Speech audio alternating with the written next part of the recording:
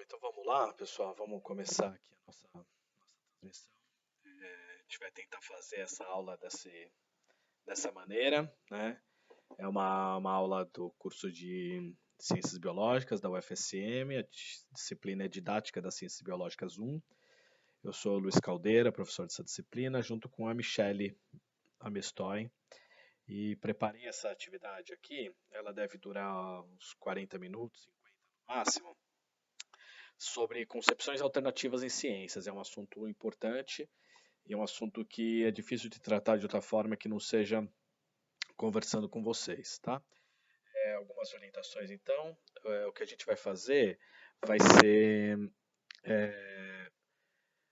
enfim, eu vou tentar falar um pouco e apresentar alguns slides aqui que eu preparei para vocês. Aqui do lado, para quem está assistindo ao vivo, aqui do lado tem um chat, né? Em que vocês podem fazer as perguntas. A Michelle tá mediando aquele chat, então ela vai tirar dúvidas de vocês, enfim, trazer mais informações para eu poder me dedicar à explicação aqui e aos slides, tá? Quem não está vendo essa atividade ao vivo, ela vai ficar gravada, então para vocês assistirem depois, com o mesmo link que eu já enviei para vocês. Quem tiver dúvidas, então, no momento posterior, pode enviá-los por e-mail para a gente, tá bem? E na descrição do vídeo, eu coloquei todos os textos dos slides que eu vou apresentar para vocês, então é só copiar o que tá ali. Claro que está com uma formatação um pouquinho diferente e tal, mas acho que é suficiente. E as referências também, tá legal? Então ali no final, na descrição do vídeo, tem todas essas informações. Bom, a pergunta que eu pretendo responder com essa atividade, com essa aula com vocês, é como os conhecimentos prévios dos estudantes participam do processo de ensino-aprendizagem escolar. Então, a gente vai tentar entender o que são esses conhecimentos prévios, né? De que tipo de aprendizagem escolar eu estou dizendo. Acho que esses são os pontos de partida para a gente considerar que a gente vai conseguir alcançar esse objetivo, tá? E eu separei essa minha fala em três etapas. Então, primeiro a gente vai falar do processo de aprendizagem, o que é aprender. Depois a gente vai falar de mudança conceitual, concepções prévias, e vamos falar também de perfil conceitual, tá bem? Então essa é a organização da aula. Bom, para a gente falar de concepções prévias, eu tenho que trazer para vocês alguns sinônimos desse termo. Tá? Então, na literatura ou em outros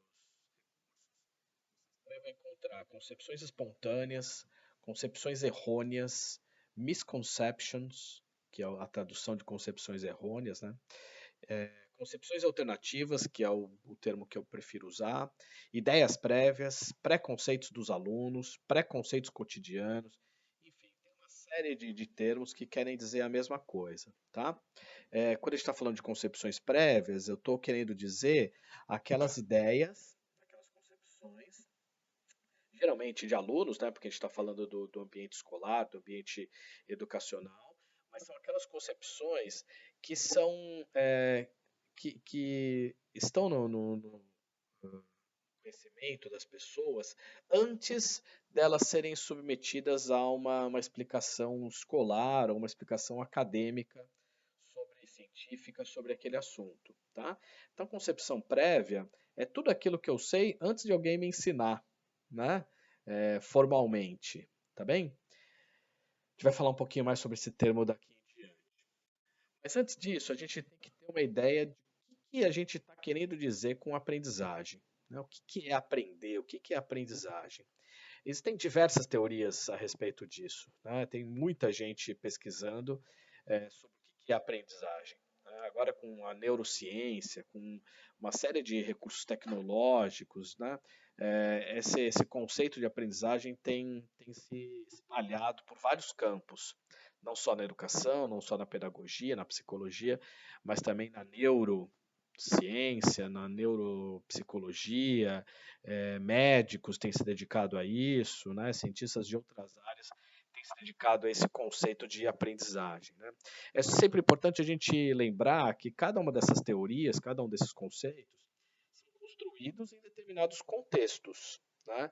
Então a gente não pode se desligar do contexto histórico, social, econômico, muitas vezes, e cultural, que cada uma dessas teorias surgiram e foram propostas. Tá? Eu quero me dedicar a uma grande teoria, né, é, que é a teoria construtivista, são as ideias construtivistas. Então é baseado nessa teoria que eu, nesse campo, grande, né, educacional, do pedagógico, do campo construtivista, que eu vou fazer essa abordagem. Tá? E aí a gente tem que combinar também, a gente tem que concordar que as ideias construtivistas, segundo esses dois autores, aí, o Elhani e o Biso, essas ideias construtivistas elas têm três características importantes. Acho que isso todo mundo que é construtivista e quem também não é, mas quem estuda o construtivismo concorda, né? São as concepções de que o aluno constrói e não reproduz, né? Quando ele aprende, né? Ele não está reproduzindo alguma coisa, algum conhecimento que foi trazido para ele, mas ele está construindo, né? Ele está ressignificando aquilo que ele escutou, aquilo que ele leu. É, Inevitavelmente esse aprendiz ou esse aluno relaciona aquilo de novo com alguma coisa que ele já sabe, né?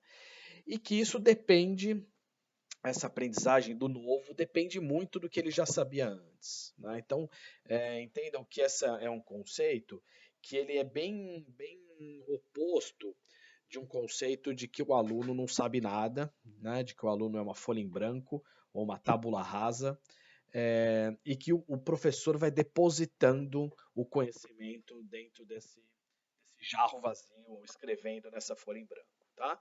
Então a gente não concorda com essa ideia, os construtivistas, então a gente tem que concordar de que esses três pontos, né, que o conhecimento é construído, que o conhecimento se relaciona com o que ele já sabe e depende daquilo que a gente já sabia antes.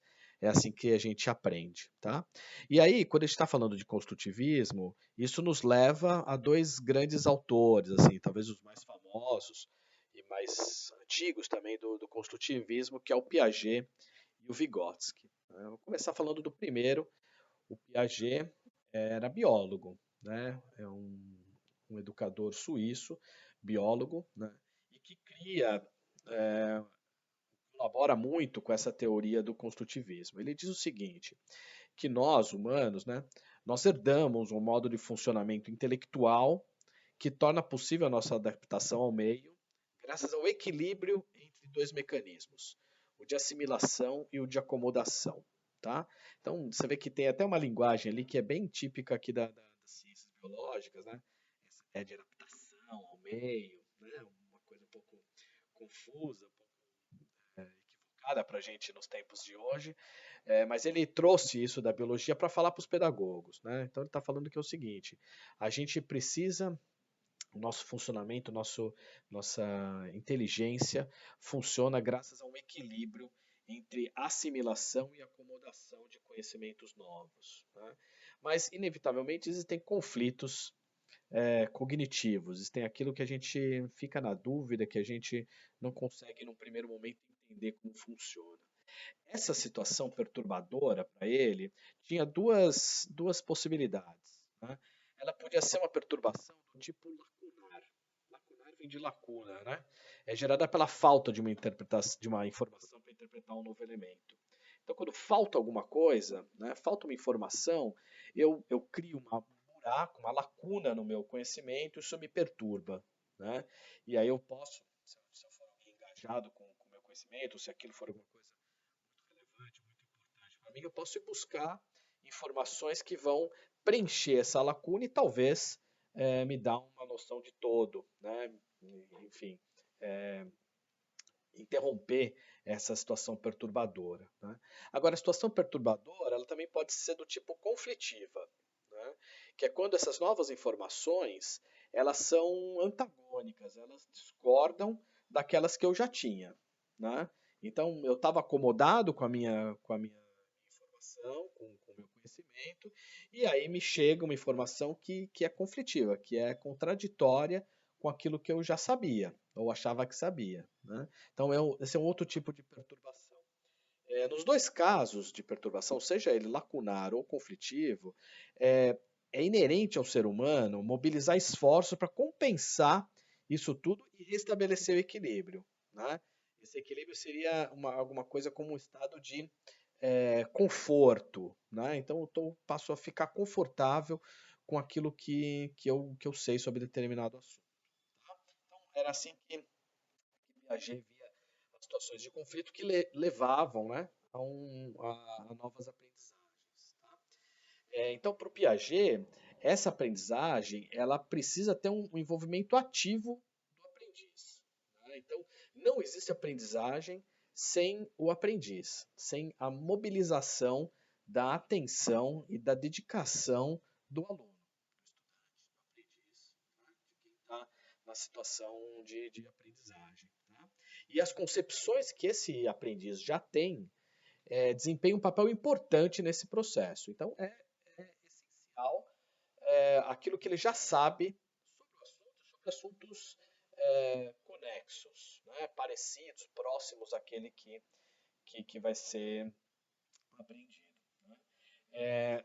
Sob esse enfoque do Piaget, a aprendizagem aconteceria a partir da substituição, modificação ou sobreposição das ideias prévias pelo novo conhecimento que está sendo proposto. Né? Então, o que pode acontecer? O aluno pode substituir aquele conhecimento antigo dele pelo novo. Né? Ele pode também modificar o conhecimento dele antigo com essa nova informação, ele modifica e cria um novo conhecimento que é mais evoluído, que é mais complexo, que é mais satisfaz a maior número de situações do que aquele conhecimento prévio dele. Né? E ele pode ainda sobrepor um conhecimento com o outro, né? E conviver mais ou menos com esses dois conhecimentos. Tá bem? A gente vai aprofundar um pouquinho mais, porque esse autor que é o Mortimer, que é um dos autores que eu cito nesse slide, ele vai tentar lapidar um pouquinho melhor essa ideia de sobreposição também dos conhecimentos. O outro pensador importante do construtivismo é o Vygotsky. Né? O Vygotsky é um pesquisador, um educador russo do início do século passado. E ele diz o seguinte, né, que não é possível conceber o processo de aprendizagem independente da história de vida de cada um, do contexto histórico, social e cultural. Então, o Vygotsky passa a dar uma importância muito grande para o meio, para o ambiente em que aquele aprendiz está inserido. Né? Hoje, para a gente, isso parece um pouco óbvio, um pouco já faz parte, né, do que a gente, não é nenhuma novidade para a gente isso. Mas essa foi a grande contribuição do Vygotsky, os estudos dele relacionando o ambiente de aprendizagem com a qualidade dessa aprendizagem, com a forma como esse processo de aprendizagem acontecia entre nós. Né? Para ele, os conhecimentos seriam estruturados não mais por meio da substituição ou modificação de conhecimento anterior, como dizia o Piaget, mas seria dada a oportunidade do estudante de ampliar o que ele já conhecia. Então, a ideia do Vygotsky é que a gente vai alargando o nosso conhecimento, né, ampliando o nosso acervo de conhecimento, de informações sobre determinados assuntos, tá? Então, o Piaget falava em substituição, a modificação, uma sobreposição, enquanto que o Vygotsky diz que tudo isso leva a uma ampliação. Né? Nada é perdido, nada é sobreposto ou substituído, mas a gente acaba ampliando o que a gente já conhecia. Né? Então, para o Vygotsky, o que acontece é essa negociação de significados que eu ilustrei nesses balõezinhos aí do slide. Né? Então, a gente tem as ideias prévias, essas ideias prévias são negociadas, né, com essas novas informações que vão chegando, e aí a gente tem como resultado um conhecimento novo, que está sempre em modificação. Né? Quer dizer, a gente está sempre exposto a novas informações que vão abalar um pouco esse equilíbrio, né, entre esse equilíbrio, não, essa acomodação, esse conforto do que a gente já sabe sobre determinado assunto. É fácil a gente levar essas ideias, por exemplo, para os nossos estudos da universidade. Né? A gente entra na universidade para ampliar o nosso repertório, nossos conhecimentos, e a cada nova aula, com conhecimentos novos, a gente vai reorganizando o nosso intelecto, né, a nossa cognição, para acomodar aquela informação nova dentro daquele acervo que a gente já tem. Né? Bom, o que a gente tem que. Não que isso aqui seja uma receitinha, mas é quase que são etapas, né, para a gente alcançar essas evoluções conceituais, como eu preferi dizer. Né, como a gente passar de um estágio prévio de conhecimento para um estágio um pouco mais complexo, um pouco mais avançado. Tá? Então, a primeira coisa seria a gente conhecer as concepções prévias. Eu estou falando aqui de um ambiente educacional, escolar. Né? Então, seria interessante que o professor conhecesse as concepções prévias dos seus alunos. Né? Isso me parece fundamental. E é sobre isso a nossa atividade de hoje. Né? Num segundo momento, a gente podia propor uma troca de ideia entre os alunos. Então, que cada aluno dissesse para a gente o que ele já sabe sobre determinado assunto, né, que vai ser trabalhado. Com essa troca de ideias entre os alunos, que deveria ser mediada pelo professor, mas seria um diálogo entre os alunos, né, uma exposição de toda a turma, surgem os conflitos. Né? Então, um aluno vai achar uma coisa, outro vai achar uma coisa diferente, um terceiro vai complementar, um quarto aluno vai trazer uma terceira concepção de determinados assuntos, enfim. Né? Então, a gente vai cultivando esses conflitos cognitivos. Né? E resolvendo alguns deles. Né? Então, tem alguns alunos que, com argumentação de 2 ou 3 colegas, vão abandonar determinadas concepções prévias, vão perceber que as concepções que eles tinham a respeito de determinados assuntos eram muito frágeis, elas são facilmente desmontadas. Outras concepções vão ser mais resistentes, vão durar mais tempo na discussão. Né? Mas o que vai acontecer, inevitavelmente, é a construção de novas ideias. Tá? Então, é com essa troca mediada pelo professor e por recursos e por perguntas, enfim, é que as construções de novas ideias vão aparecer. Né? Com o surgimento de novas ideias, cada um dos aprendizes e o próprio professor vai revisar o progresso dessas ideias, né? Vai revisar suas próprias preconcepções, né? E vai tentar aplicar as suas novas ideias em outros contextos. Isso é aprendizagem nesse sentido. Né? Nesse sentido, a aprendizagem é você conhecer alguma coisa previamente, reformar essas suas concepções prévias por meio do diálogo e da interação com um professor, com um material, um recurso, que pode ser um livro didático, por exemplo, um experimento de bancada, uma saída de campo, o convívio com outros alunos, com outros aprendizes, né? E a ressignificação disso, né? E a aplicação disso em um outro contexto. Isso é fundamental, ainda mais quando a gente está falando de ciência. Né? E aí, essa evolução conceitual nos leva para 2 conceitos importantes e chaves centrais da nossa aula de hoje, né? Que é a mudança conceitual e o perfil conceitual. Eu vou começar pelo primeiro. Né? Aprendizagem por mudança conceitual. Essa proposta é uma proposta do meados, na metade, segunda metade do século passado, e ela diz o seguinte, né, a gente identifica as concepções prévias dos estudantes para promover o conflito cognitivo. Então, o professor conhece aquilo que os estudantes já sabem sobre determinado assunto e promove, né, media esse conflito cognitivo. Né? Então, essas contradições. Na tentativa de fazer com que o estudante perceba que a sua concepção está errada, né, ou incompleta e que o estudante abandone essa concepção, migrando para um conhecimento mais elaborado. Então, vamos tentar pegar um exemplo aqui. Né? Então, a gente conversa com crianças e as crianças, se eu levar uma criança para um pátio da escola, pedir para ela observar o sol, ela vai me dizer que o sol está se movimentando pelo céu, que o sol nasce, né, de manhã ele está do lado do pátio, ele cruza todo o céu e vai se pôr lá do outro lado do pátio. Né? Então a criança vai falar assim, a gente está aqui parado e o sol está mudando de lugar. Né? O sol que está andando. Eu estou quietinho aqui, sentado no banquinho do pátio, ou estou observando a sombra de uma árvore, alguma coisa assim. Então, o meu mundo está parado, o que está mudando é o sol. Né? Segundo essa ideia da mudança conceitual, o professor deve promover esses conflitos cognitivos. Tá, mas e aí? Então, quando é de noite, como é que, onde é que está o sol? Para onde ele foi? O que, que acontece? Né? Ou ele fala assim, tá, mas num dia nublado, um dia sem sol, ou pode apresentar para a criança um eclipse, né? Enfim, o professor vai trazer elementos que mexam com esse conceito da criança de movimento aparente. Né? Agora a gente sabe, movimento aparente do sol. Né? Ele pode levar a criança para caminhar e dar uma ideia de referencial, né? Enfim. O professor vai trazer conflito cognitivo para essa criança. E aí depois ele pode dar ao que seria a explicação correta ou explicação com menos conflitos para esse conflito.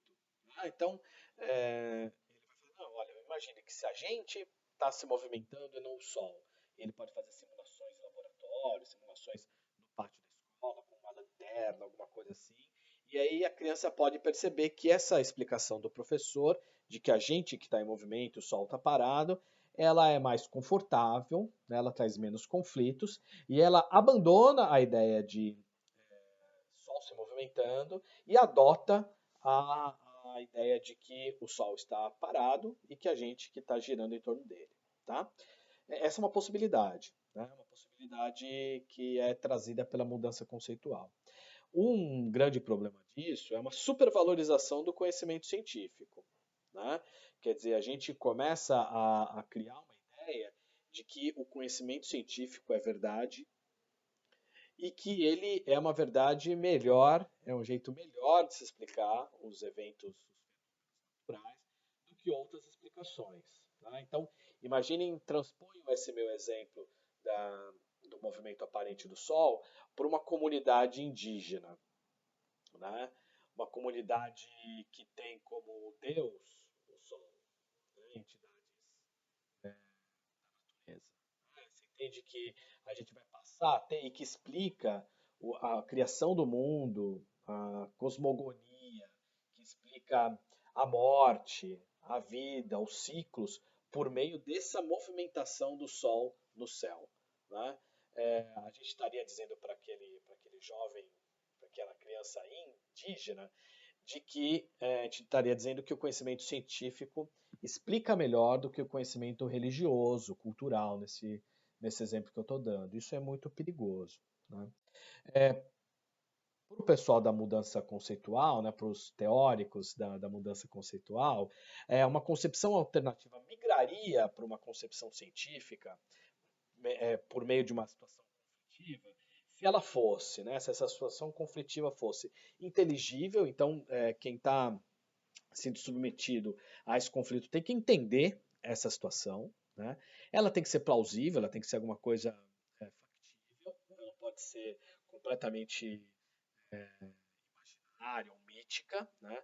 Ela tem que ser fértil, ou seja, ela tem que dar origem a outras situações conflitivas, ela tem que ser possível de ser expandida e ela deve poder suprir alguma insatisfação, né, com a concepção alternativa. Então ela também deve servir, essa situação conflitiva, deve servir para tapar pequenos buraquinhos e pequenos furos ali na concepção alternativa daquele aprendiz. Tá? E, segundo a mudança conceitual, a gente migraria de uma concepção alternativa para uma concepção científica. Tá bem? Alguns cuidados, né? E algumas ideias que trouxeram um certo descrédito ou uma certa contradição para essa ideia de mudança conceitual. As lacunas, né, no nosso conhecimento são tão importantes quanto o conflito. Né? A gente sabe disso. Né? Tomar ciência e conhecer os buracos do nosso conhecimento é tão importante quanto os conflitos cognitivos, né? Quanto aquilo que é contraditório. E a aquisição de um novo conhecimento pode acontecer sem que o anterior seja modificado. Né? A gente pode reorganizar ou mesmo integrar a estrutura dos conhecimentos já existentes. Então a gente pode pegar algum novo conhecimento, alguma coisa que a gente está aprendendo agora, e a gente não precisa descartar o antigo. Né? A gente pode reacomodar, reorganizar o conhecimento novo junto convivendo com o conhecimento antigo. E é daí que surge a ideia de perfil conceitual. Esse autor é o Mortimer, é um autor brasileiro, vivo, professor da Federal de Minas Gerais, e ele fez uma proposta que é uma proposta muito bem, não aceita necessariamente, mas muito bem discutida no mundo inteiro, principalmente no ambiente do ensino de ciências e de biologia, apesar dele ser químico, se não me engano. É, que é uma ideia de perfil conceitual, uma ideia de que existe um gradiente, um espectro, eu tentei botar nessa figura, né? Aqui vai do azul mais claro até o azul mais escuro, com nuances, né? A gente não sabe quantos tons de azul existem entre um polo e outro, né? E que a gente se localizaria dentro de um espectro quando a gente está falando de aprendizagem, de conceitos. Né? A mudança conceitual diz o seguinte: ou você está no azul clarinho ou você está no azul escuro. Tá? O Mortimer diz o seguinte: você pode estar no meio disso tudo. E em movimento, inclusive. Né? Então ele fala assim: diferentes zonas de um perfil conceitual podem conviver no mesmo indivíduo, que podem ser usadas, né, essas zonas, em contextos específicos. O que o Mortimer está dizendo? Nenhum de nós necessariamente para qualquer tipo de afirmativa, de conceito, 8 ou 80, né? Azul claro ou azul escuro. A gente pode estar situado nesse espectro e navegar por esse espectro de acordo com o contexto em que eu estou. Né? Então, isso acontece muito, por exemplo, na sala de aula, com o professor. Isso acontece bastante na divulgação científica, por exemplo, em que algumas aproximações, algumas simplificações são feitas pelos cientistas, são feitas pelos especialistas, para alcançar determinados públicos. Né? Aqui, por exemplo, também que a gente pode encontrar os espectros quando a gente está explicando algum conceito que tem espaço ou que tem como cenário tanto a ciência quanto a estética, quanto a religião. Né? A gente aqui faz simplificações, por exemplo, para crianças, para falar para crianças ou para falar para adultos, para especialistas, enfim, a gente navega nesse espectro, né? De acordo com o contexto em que ele está sendo utilizado. Vou te dar um exemplo. Né? Então, quando nós todos somos biólogos, estudantes de biologia, e a gente tem aulas de evolução, né? Quer dizer, a evolução é um fio condutor do, do do estudo da biologia, né, dos cursos de biologia, enfim. Então a gente tem um conceito de que as espécies derivam uma das outras, né, de que as espécies têm ancestrais comuns, de que essas modificações acontecem ao decorrer de gerações, que demoram milhões de anos para algumas dessas modificações serem predominantes em determinadas espécies, enfim. A gente tem uma série de conceitos vindos da teoria evolucionista, né? E elas nos respondem um monte de perguntas, né? E elas são muito bem-vindas no contexto específico dos biólogos, dos cientistas, dos universitários, né? Enfim. Né? Agora, a gente explica a origem da vida, a origem das espécies, de um jeito bem diferente quando a gente está em outro contexto. Né? Então, é possível num contexto religioso, num contexto cultural, a gente trazer outras explicações, a mesma pessoa trazer outras explicações de origem da vida. Né? O Mortimer diz que é possível isso, né? Que isso não encerra nenhum tipo de fragmentação ou de contradição, é, ou melhor, que isso é uma contradição, mas que isso é inerente ao ser humano, né? De que a gente é assim, né? A gente é contraditório, a gente não é íntegro na maioria dos nossos conceitos, ainda mais conceitos profundos e complexos como esse que eu dei exemplo para vocês, tá? Então Mortimer diz que a gente pode navegar por esses aspectos, e eu digo que deve ser muito chato, né? Alguém que está ou de um lado ou do outro, né? Que não sai ali do azul clarinho ou não sai do azul escuro, né? Alguém que é extremamente positivista, ou que é extremamente místico, ou que é extremamente, enfim, radical de qualquer um dos lados, né? Isso nem sempre é interessante. Vou trazer um exemplo aqui para vocês, um exemplo vindo de pesquisa. Então, o Mortimer, junto com dois outros pesquisadores, né, estudou o conceito de vida, tá? Que é um conceito difícil, né, para gente. E eles estudaram esse conceito de vida com alunos de diferentes períodos do curso de biologia lá da UFMG, tá? Da graduação e da pós-graduação. Antes disso, eles chegaram a três categorias de explicação para o que é vida. As categorias elas surgem é, de revisões bibliográficas, de literatura que esses autores fizeram, e eles construíram essas três categorias. Tá? Então você tem uma categoria que é chamada externalista, que a vida é vista como algo exterior ao ser vivo. Né? Então, seria uma explicação um pouco mais mística, um pouco mais religiosa. Né? Então, a vida é alguma coisa que é dada por uma entidade mística, ou é alguma coisa que é herdada, ou alguma coisa que é uma bênção, né? Um presente, alguma coisa assim. Tá? Então, coloca-se um elemento vital, né? Fora do ser vivo. Tá bem? Um outro tipo de concepção é uma concepção que é o oposto dessa, mais ou menos, né? Que é uma concepção mais internalista. Então, é a explicação da vida com um processo ou propriedade inerente ao ser vivo. Então, você explica a vida pelo ser vivo, pelas propriedades e pelos processos que ocorrem dentro dos diferentes seres vivos, né? Independente de atividades ou de processos exteriores, tá? Externos àquele ser vivo. Tá bem?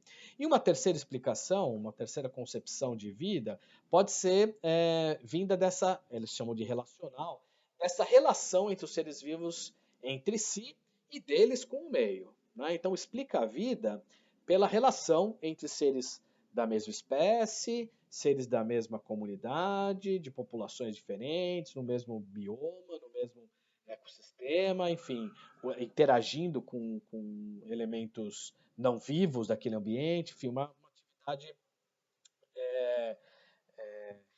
uma relação dos seres entre si e com o meio. Então, esses seriam as três grandes possibilidades de explicação de o que é vida. Tá? E aí eles fizeram uma série de entrevistas, questionários, se não me engano, com alunos de diferentes períodos da biologia para entender como que esses conceitos, esses três conceitos, se movimentavam durante o curso. Né? Então, será que os alunos iniciavam o curso com um tipo de visão de vida e ao final do curso, né, 4 anos depois, tinham um outro tipo de conceito de vida? Alunos da pós-graduação, será que eles tinham um conceito de vida mais diferente? Não vou nem falar elaborado ou complexo, mas diferente daquele dos alunos dos anos iniciais, dos primeiros períodos? E o que eles descobriram foi isso que eu botei como surpresa. E pelo menos quando eu li pela primeira vez esse artigo, foi essa a minha surpresa. Então essa primeira linha lá de cima que a gente vê é a linha que explica a vida daquela categoria internalista. Né? Então explica pelas propriedades, pelos processos dos próprios seres vivos. Né? Então percebam que ela respondia por 50% mais ou menos das respostas ali no primeiro período. No terceiro período ela cai um pouquinho abaixo de 50, mas depois ela não para de subir. Né? E ela é aproximadamente 75% dos alunos de pós-graduação, do quinto período da pós-graduação, explicam vida com esse viés internalista. Tá? A linha pontilhadinha, né, a segunda linha ali, as duas meio que se confundem, elas caminham muito próximas, é a explicação externalista. Então, a explicação que coloca numa entidade externa ao ser vivo a explicação pela vida. Tá? Percebam que ela começa lá perto dos 25%, sobe quase, chega até os 30%, depois quarto, quinto período ela cai, e na pós-graduação ela sobe, né? Ela volta ali aos 20%, tá? Essa visão externalista. A visão relacional, que seria uma visão mais holística, no sentido de ecológica, no sentido de tentar entender os seres vivos não como seres isolados, né? Nem cada um dos indivíduos, nem cada uma das espécies, mas com essa integração com outros seres e também com o meio ambiente, que é a explicação relacional, acompanha muito parecido com a explicação externalista, e depois, ali no quinto período, né, ela cai, né, para perto de 5% na pós-graduação. Tá? Isso para mim foi uma surpresa, porque eu procuro ter uma explicação, eu procuro entender com uma explicação um pouco mais complexa, ainda mais depois de um curso de ciências, né, biológicas, a explicação mais relacional. Então, a minha expectativa é que a explicação relacional fosse aumentando, né, com o avançar do curso. Mas esses pesquisadores, nessa amostra deles, né, uma amostra de estudantes, dentro de um curso, dentro de uma universidade, de uma cidade, enfim, mostra uma ideia diferente. Tá? Então, essa daqui é uma explicação é um exemplo, uma exemplificação, mais ou menos, do perfil conceitual desses alunos de ciências. Tá? Na sala de aula, pessoal, que um professor, né, a gente está no curso de formação de professores, o que o professor pode trabalhar com isso? Quando a gente identifica a origem dessas ideias prévias, a gente pode primeiro que a gente vai ver várias origens, né? Então, as concepções diferentes, as concepções alternativas dos alunos têm várias origens. E elas estão sempre articuladas com informações que podem ser utilizadas pelo professor na hora de trazer um novo conhecimento. Né? Então, é necessário que o professor conheça o que o estudante já sabe e, a partir daquilo, ele trace estratégias para poder apresentar o novo conhecimento, criando aqueles conflitos cognitivos, né? E trazendo esse novo conhecimento para esse acervo, né? Para esse acervo do aluno. Né? Para que esse conhecimento se não vai sobrepor, se não vai substituir o conhecimento que ele já tinha, mas pelo contrário, vai agregar, vai ampliar aquilo que o aluno já sabe. Tá? E aí o aluno é que vai valorizar mais ou menos esses conhecimentos. Né? E aí é nessa medida de valorizar mais ou menos que ele vai substituir completamente ou acomodar os dois conhecimentos juntos no seu passam a ser tarefas, então, do professor identificar essas concepções alternativas e os contextos nos quais foram construídas. Né? Então, não basta você perguntar para a criança, por exemplo, de onde veio o homem? Né? Como surgiu a primeira vida? Né? A primeira forma de vida no nosso planeta? Quando surgiu e como surgiu? Né? A criança, o jovem ali vai te dar a concepção dele. Surgiu há sei lá quantos milhões, milhares de anos, né? E a primeira coisa que apareceu foi determinado organismo. Né? É importante o professor entender o contexto em que essas concepções são trazidas pelo aluno. Esse aluno é um aluno que frequenta algum tipo de serviço religioso, né? Ele vai à igreja, ele vai à missa, ele vai ao terreiro, onde ele vai? Né? Da onde vêm essas concepções?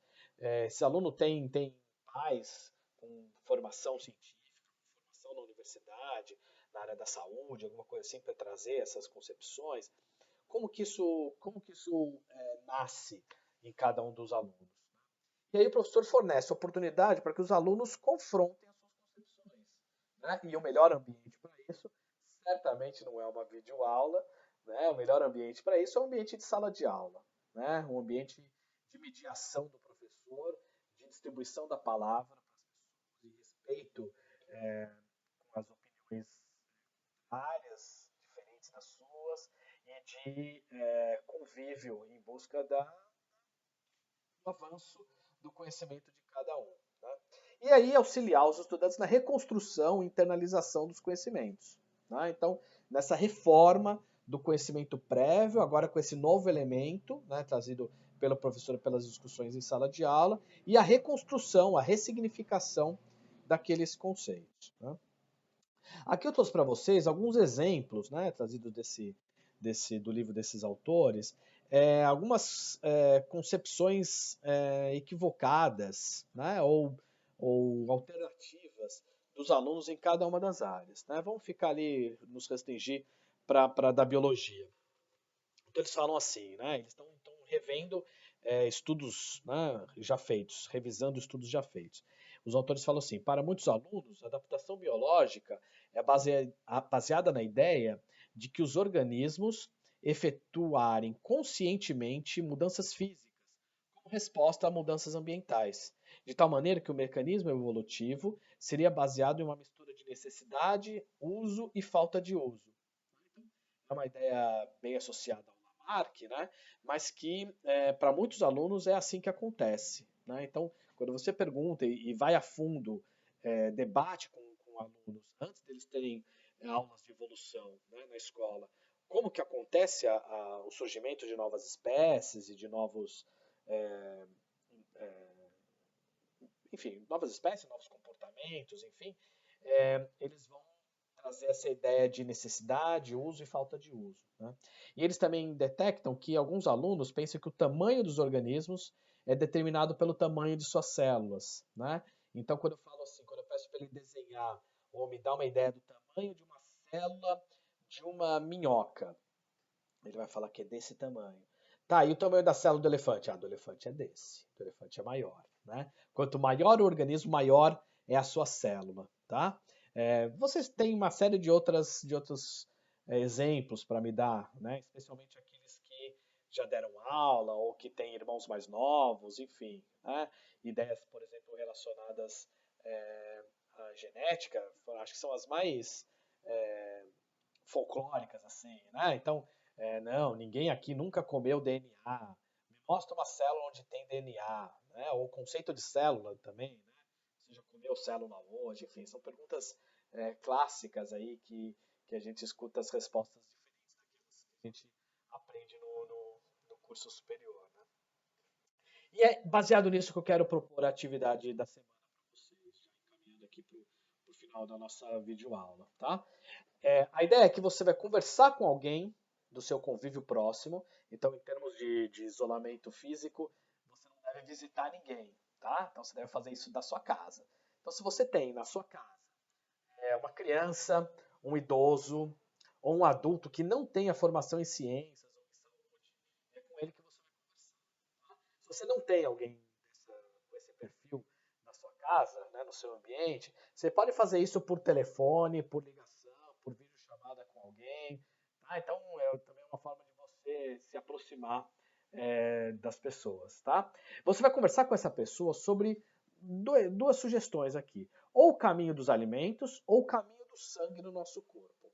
Tá? Então você vai sentar com essa criança, ou ligar a câmera do celular com esse idoso, com esse adulto do outro lado da conexão, e vai falar assim, me explica aí, como é que é o caminho do alimento, desde o momento que você coloca ele, aproxima ele da sua boca, né? Que caminho ele vai fazer, o que vai acontecer com esse alimento, por onde ele vai passar, que tipo de processos vão acontecer nele e tal, desde a hora que ele entra até a hora que ele sai do seu organismo. Né? De que formas ele vai sair? Né? Quando que ele vai sair? Enfim, faça essa pergunta. Né? Ou você pode perguntar também sobre o caminho do sangue. Então, fala assim, olha, a gente tem sangue. Né? Você vai conversar com essa criança, você sabe que a gente tem sangue? O que circula aqui? Né? Tá, e qual que é o caminho desse sangue? Vamos fingir que a gente colocou uma câmerazinha, né, dentro da nossa veia e que vai ser levada, conduzida pelo sangue. O que essa câmerazinha vai ver? Tá? Então, por onde ela vai passar? O que ela vai encontrar? Que caminhos ela pode seguir? Né? Para onde ela vai? De onde ela vem? Como que ela surge? Como que ela desaparece? Enfim, converse com essas pessoas. O importante na técnica dessa conversa é que você crie conflitos, tá? Não dê explicações. Não faça cara de certo ou errado, tá? Não dê risada, né? Não ridicularize, tá? Pelo contrário, né? Estimule que as pessoas desenvolvam mais as suas ideias, tá bem? Conduza essa pessoa, claro, para algumas, se ela chegar num beco sem saída, do tipo, aqui eu não sei o que acontece, você pode trazer alternativas, trazer possibilidades. Mas a ideia é que você alimente essa discussão com conflitos e com ideias que incomodem quem está falando com você. Tá? Para a gente ver se ela consegue argumentar e segurar ou reformar esse conceito do caminho dos alimentos ou caminho do sangue no nosso organismo, tá bem? Você vai registrar essas conversas fazendo anotações, não precisa fazer uma transcrição da entrevista, nem nada disso, tá? E você pode pedir, seria muito legal, pedir para o seu entrevistado que faça desenhos ou esquemas, né, da circulação do sangue ou do caminho dos alimentos, tá bem? Então pede para ele fazer desenho, pode ser vários desenhos, pode ser um só, ele pode rabiscar, não precisa ficar bonito, mas você deve guardar esse desenho, a gente vai precisar dele, tá bem? Essa é a atividade da semana, tá? Então você tem esses próximos 7 dias, incluindo aí o feriado da sexta-feira, para fazer essa atividade, fazer esse registro e mandar para a gente por e-mail, tá legal? Você vai receber ainda hoje um guia de como você vai nos entregar essa atividade, tá bem? O próximo slide é o slide das referências. Como eu disse, as referências elas já estão ali na descrição do vídeo, tá? Então, se você quiser conhecer melhor esses autores que eu apresento aqui, são autores, a maioria deles brasileiros, só o Pozo e o Crespo que são espanhóis, todos os outros são brasileiros. É importante também você começar a conhecer as revistas onde os trabalhos são publicados, né? Como esses trabalhos são escritos, porque você está, com a didática 1, você está entrando no universo da pesquisa em educação e ciências. Também espero que você tenha aproveitado esse momento tanto quanto eu. Para mim foi divertido fazer isso ao vivo com vocês. Não consegui acompanhar o chat, nem era nem era nada essa minha ideia, tá? A Michelle que fez isso. E eu e ela vamos manter o contato com vocês, tá bem? Fiquem bem, aproximem-se das pessoas queridas que estão próximas de você. Descanse também, tá? Não se sobrecarregue, aproveite para fazer coisas diferentes, coisas mais prazerosas. Tente diminuir suas angústias, cuide da sua saúde emocional, tá legal? E a gente retorna em breve, tá bem? Um grande abraço a todos vocês. Tchau.